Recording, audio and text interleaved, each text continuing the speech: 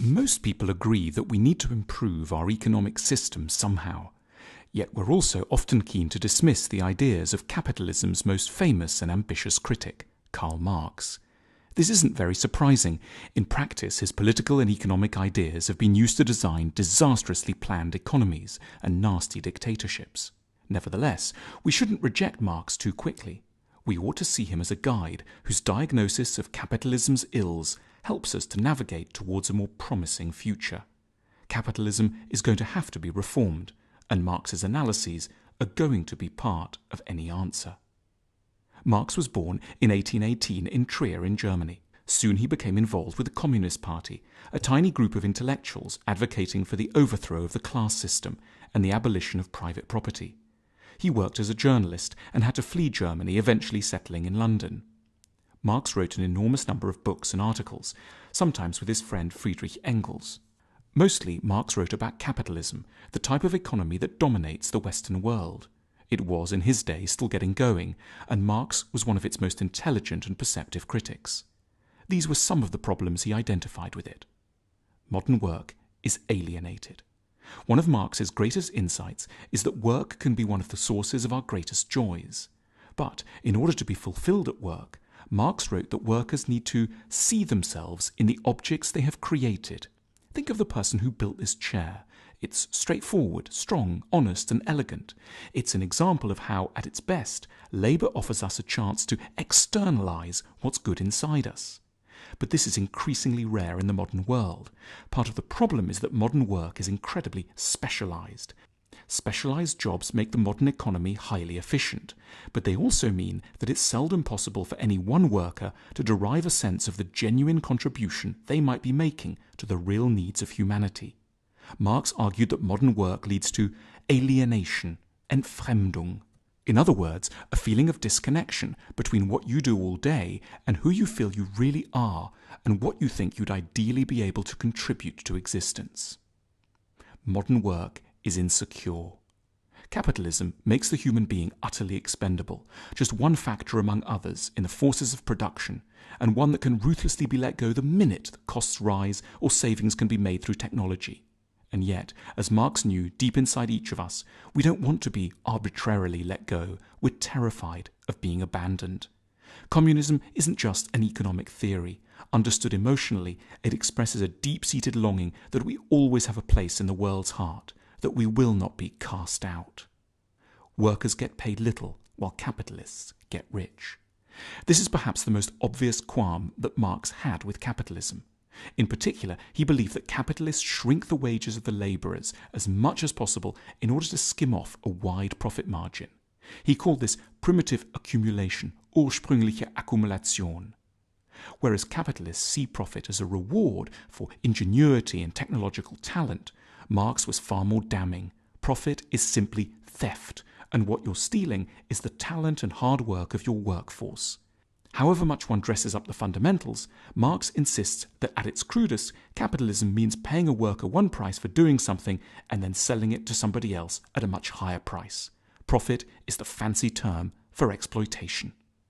Capitalism is very unstable. Marx proposed that capitalist systems are characterized by a series of crises.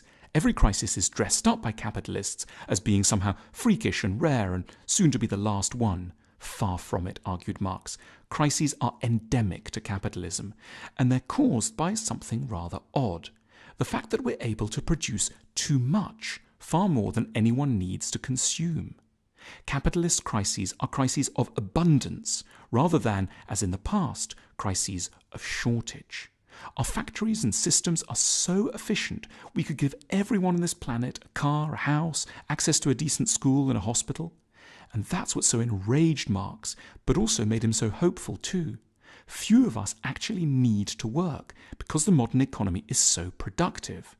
But rather than seeing this need not to work as the freedom it is, we complain about it masochistically and describe it by a pejorative word, unemployment. We should call it freedom. There's so much unemployment for a good and deeply admirable reason, because we're so good at making things efficiently. We're not all needed at the coalface. But in that case, we should, thought Marx, make leisure admirable. We should redistribute the wealth of the massive corporations that make so much surplus money and give it to everyone. This is, in its own way, as beautiful a dream as Jesus' promise of heaven, but a good deal more realistic sounding. Capitalism is bad for capitalists. Marx didn't think that capitalists were evil. For example, he was acutely aware of the sorrows and secret agonies that lay behind bourgeois marriage. Marx argued that marriage was actually an extension of business, and that the bourgeois family was fraught with tension, oppression, and resentment, with people staying together not for love, but for financial reasons. Marx believed that the capitalist system forces everyone to put economic interests at the heart of their lives, so that they can no longer know deep, honest relationships. He called this psychological tendency commodity fetishism, Warenfetischismus, because it makes us value things that have no objective value. He wanted people to be freed from financial constraint so that they could, at last, start to make sensible, healthy choices in their relationships. The 20th century feminist answer to the oppression of women has been to argue that women should simply be able to go out to work. But Marx's answer was more subtle. This feminist insistence merely perpetuates human slavery. The point isn't that women should imitate the sufferings of their male colleagues. It's that men and women should have the permanent option to enjoy leisure. Why don't we all think a bit more like Marx? An important aspect of Marx's work is that he proposes that there's an insidious, subtle way in which the economic system colours the sort of ideas that we end up having. The economy generates what Marx termed an ideology. A capitalist society is one where most people, rich and poor, believe all sorts of things that are really just value judgments that relate back to the economic system. For example, that a person who doesn't work is worthless, that leisure beyond a few weeks a year is sinful, that more belongings will make us happier, and that worthwhile things and people will invariably make money. In short, one of the biggest evils of capitalism is not that there are corrupt people at the top. This is true in any human hierarchy.